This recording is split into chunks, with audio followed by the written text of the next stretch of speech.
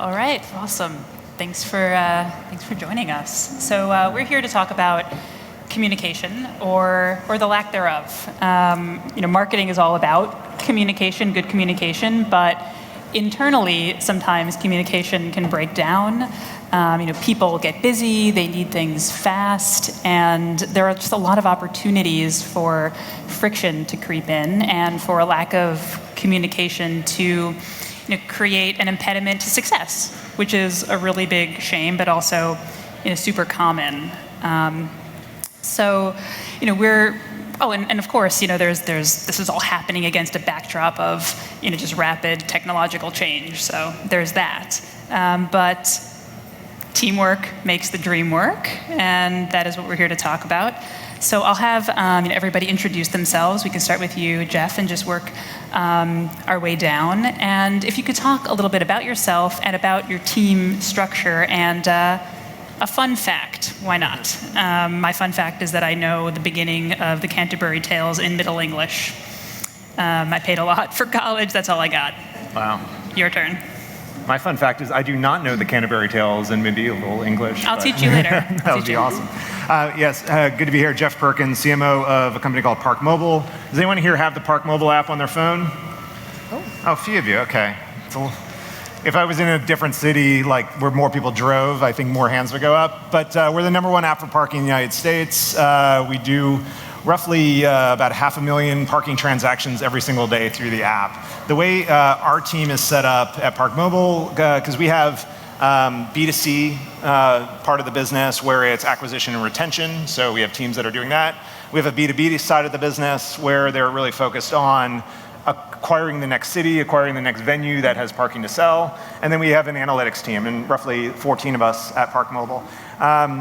My fun fact would be that I grew up outside of Philadelphia, so I'm a big Philly sports fan. I say I grew up from outside of Philadelphia. It's a part of Philadelphia. Some people call it Southern New Jersey. Exit 4. Cherry Hill. You didn't even tell me that beforehand. I just knew that. I'm from Jersey. And as a good Jersey kid, my fun fact is I have seen Bruce Springsteen in concert 35 times. So there you go. So if anyone here after this wants to go geek out on Springsteen, come and find me, please. Good God. Okay, let's move on. Hi, I'm Keana. I am with MINDBODY. I handle all of our lifecycle engagement initiatives. How many of you have the MINDBODY app or have booked a fitness, wellness, or beauty appointment? Awesome. It's probably on the software. So I really enjoyed this topic because I'm currently a team of one and had an interesting transition into MINDBODY. I was at a startup, a fitness startup that was a team of 8 that got acquired by MINDBODY 2.5 years ago to build up the consumer side. So going from startup, kind of going back into a startup-like team structure, team of one, but slowly trying to grow. So fun challenges and times. Fun fact, I was on America's Best Dance Crew back in 2008. Amazing. You're familiar with this then, maybe, unless there wasn't singing. The dance moves will come out. Hey, I am Danielle, and I work on the Pizza Hut Book It program. It is our reading incentive program that Pizza Hut has had for 35 years. This is our 35th year to offer the program completely free to schools across the country. We actually just this year launched a digital version of the program, and so that's why I'm super excited to be here to talk about the changes our small team of 6 has gone through. I represent half of the digital team, and then the other 4 of us run the entire program ourselves. So we've gone through a lot of changes all together. And the fun fact about me is that I am the pun master at my office, so when someone needs a witty reply or a good comeback, they always come to my desk. Excellent. Okay, so let's talk a little bit about your marketing technology stack and how it's changed over whatever time frame kind of makes sense. Say the last couple of years, the last year, 3 years, 5 years, whatever it is, and what impact those changes have had on how you work with your team members or with yourself, and how you also work with other teams, how marketing works with, in particular, engineering or IT, the people you often have to ask to do things for you. Keana, do you want to start out? Yeah, so when I went from Limber to MINDBODY, we were brought on to an existing team, so it was already a little awkward coming in and pretty much shaking like your counterpart's hand and then moving to a different sector of the business. But when I came on, I evaluated the entire tech stack in 8 months, went through all the vendors, obviously chose Braze.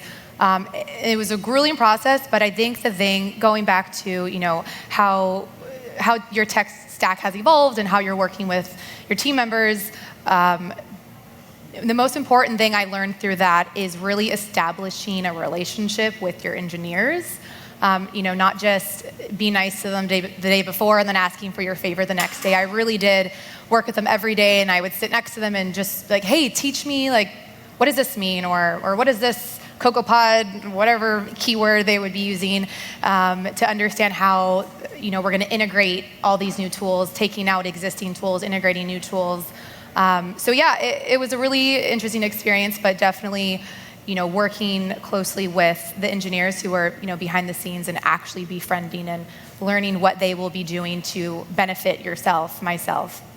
Well, and sitting on a bigger team, and I know there's also friction points, that you would have with, say, engineering, because everybody does, but were there challenges that were cropping up when, you made certain changes or adopted certain technologies, just internally, like within your own marketing team?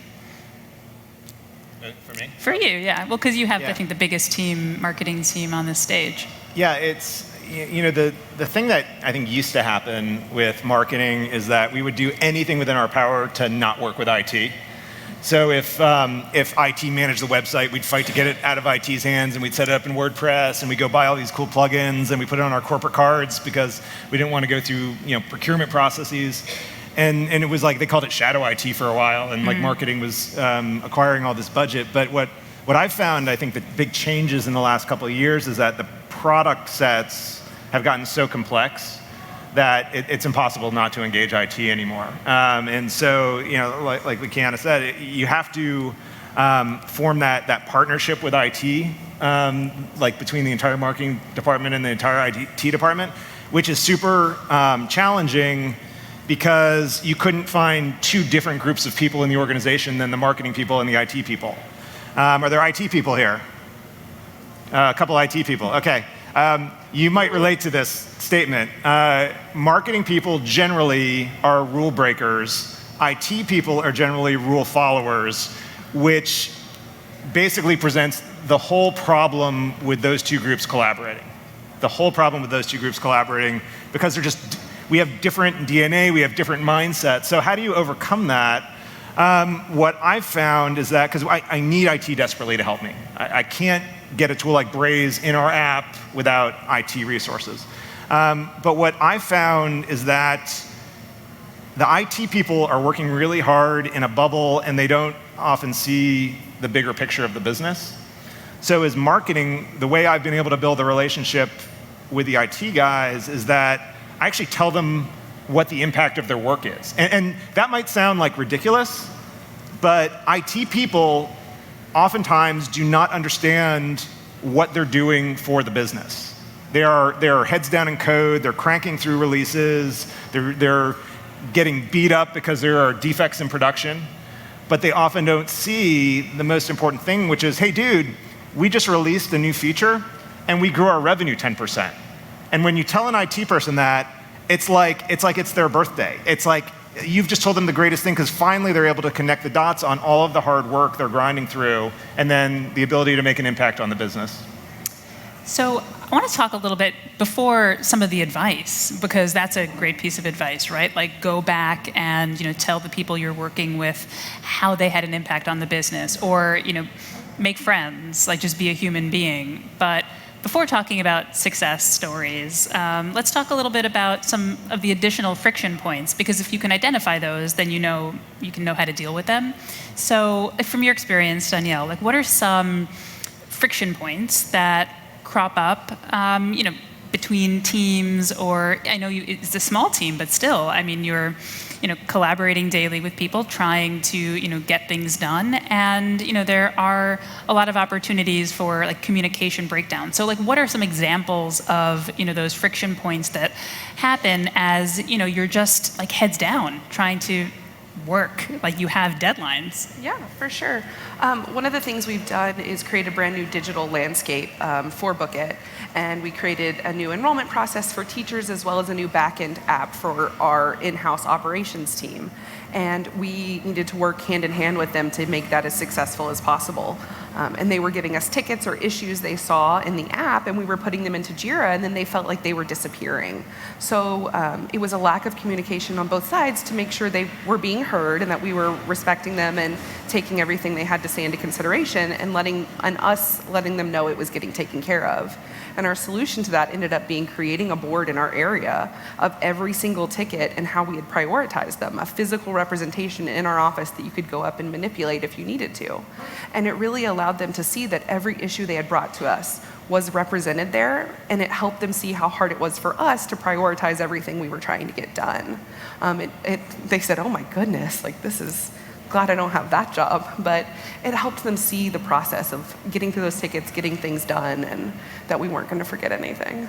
So, like, a lack of transparency can often lead to, breakdowns because you're just not aware of what your colleagues are working on, even though what everyone's working on is in service of, I don't know if it's highfalutin, but like the greater good. I mean, everyone is working toward the same goal. Ultimately. Mm-hmm. We just need to be transparent about how we're getting there all together. Right.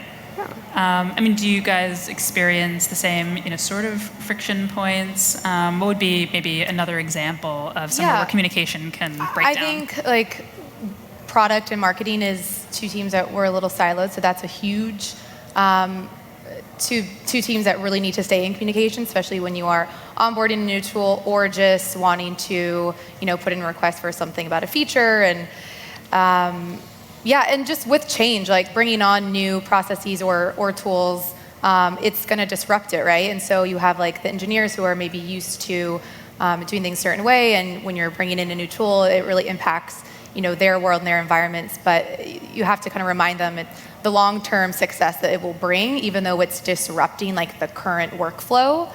When you're so tied to your 2-week sprints and you got like the Jira jockeys and you're just on this like very rigid process path. With change comes a little disruption, but good. It's good.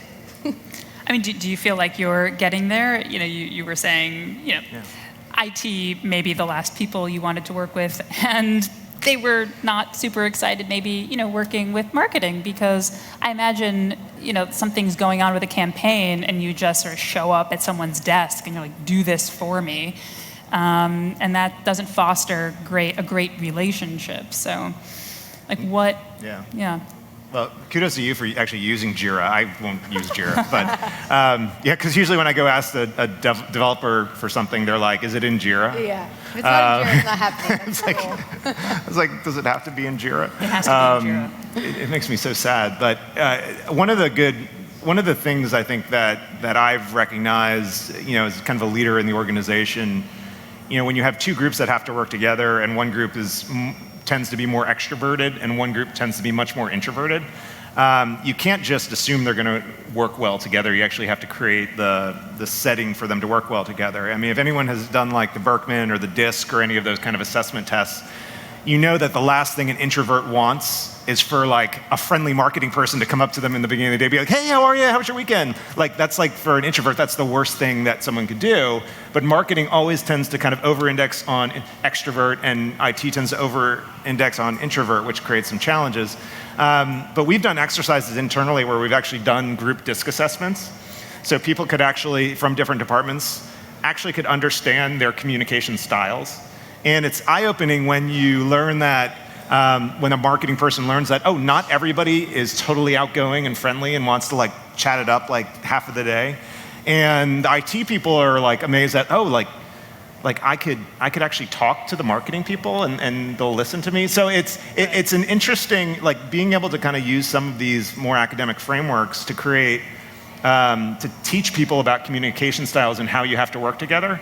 I highly recommend you guys do that in your organizations, because it really does build the partnership and the trust, and it changes the way people actually work together. I mean, we've been in meetings where you realize that certain people take up all the airtime in the meetings, right? And they're going to talk and talk. So if you're an introvert, what happens if someone's talking and talking? You're not going to talk at all. But if you're an extrovert, what if you ask the introvert, what do you think, right? All of a sudden they're like, wow, they've asked me what I think, and they'll tell you. So we try to spend a lot of time not just talking, which marketing people like to do, but also trying our best to listen to our IT team to really understand what the issues are and to help creatively problem solve around it. I mean, what's so interesting about this is I feel like the main takeaways are like difficult to implement, but really basic. Like just be a human being, be transparent, share information. Don't show up and just be, I don't know, just fake. Well, Don't if you be think fake. about it, like our jobs are the actual job is the easy part. If you think about the hard part is the human element. Like think about all the different interactions you have throughout the day, whether it's someone getting whether it's competition, covert competition, or whatever it may be. Like it's all about the human relationship. Like in theme with this conference, at least that's what I've learned through my career. Is it's all about the human interaction and dealing with the ego and human interactions and learning how to talk their language, whether you are purple, blue, ENC, whatever the acronyms are for those personality tests. But I agree, I think everyone should try to implement those because at the end of the day, it's just humans interacting with humans. And in terms of hiring and looking for those kinds of skill sets, what skill sets are you looking for? Because it seems like EQ is, depending on the job that you're hiring for, as important or also important compared with tech savvy. So, Danielle, are you guys hiring? No, we are a very tiny team, and I will say they have done an amazing job. I could not be more proud. They have grown where they were planted. When most of us started a couple of years ago on this team, we were in a very different place in the life cycle of this program, and now that we've brought it to the 21st century, we've had to educate a lot. So it's making sure you have those team members that are willing to learn and excited to learn and ask questions and really get in with you and make a difference. And even myself, I've started, as an English major, and now I'm like sitting in Braze sending emails, what's happening? But you just have to find those people that want to grow where they're planted. I'll add on to that. I found that the way I used to hire was I would try to find like the most talented, the smartest person I could find, the best marketing athlete I could find, and then just put them to work. And I think that used to work to a certain extent where people could kind of ramp up on the job. What I found has changed a bit, and kudos to you for learning all this stuff on the fly because it's really hard. I try now to hire more specialists than I ever had before because the MarTech landscape is so complex. And you can't just expect someone who has been maybe doing Google search ads for a couple of years to then jump in and manage a complex marketing automation system. Mm-hmm. Or you can't expect someone who has been doing B2B marketing to jump in and do B2C marketing. So I think I've really started hiring much more specialized workers than I'm actually even comfortable with. Because what happens when you hire specialists is that after a year or two, they start to talk to you about, well, what's my career path? And then if you're too specialized, it creates some challenges. So what I look for with people, it's specialists with stretch. So people who have a track record of learning new things, but are really specialized in something. So it could be they're specialized in Braze or HubSpot or some other tool, analytics tools. But I hire them knowing that they've taught themselves tools in the past, or they've learned, or they have certifications, which is a good indicator that over time, I can move them into different roles, and they could expand beyond just the specialty when I bring them into the company. Right, with stretch. Right. Interesting. Well, I know you're about to double your marketing team of one. You're looking to hire somebody. I think the one thing though I'm a team of one, I'm a part of all the different teams when we are hiring. Really the important thing that we're starting to see is, yes, you need the skill set, the IQ, but I think the EQ, the emotional intelligence, is starting to become a little bit more like the deal breaker of if you're compared against two people who can emotionally connect, right? And one thing that really stuck with me in my last boss, my other company, was you can fix shitty technology, but you can't fix shitty people. Someone tweet that, please. But it's true, right? I mean, so that's a piece of advice that has just stuck in my head. It is advice for life, actually. So changing gears slightly, let's talk a little bit about just customer expectations, because customer expectations have never been higher, and there's a lot of technology at your disposal. You have to evolve your team, though, to use that technology to meet customer expectations. Like, you have to be really nimble, right? And so, how has the just, I don't know, really demanding consumers out there, how have they changed the way that you work and that you use technology? I know, you had an example. We were chatting on the prep call about people who get pissed off when they're given just slightly the wrong place to park or something. Like, they get really mad. Well, I think you said you say a word, you see the ad or something, like consumers expect to be delivered that experience, that personalization immediately.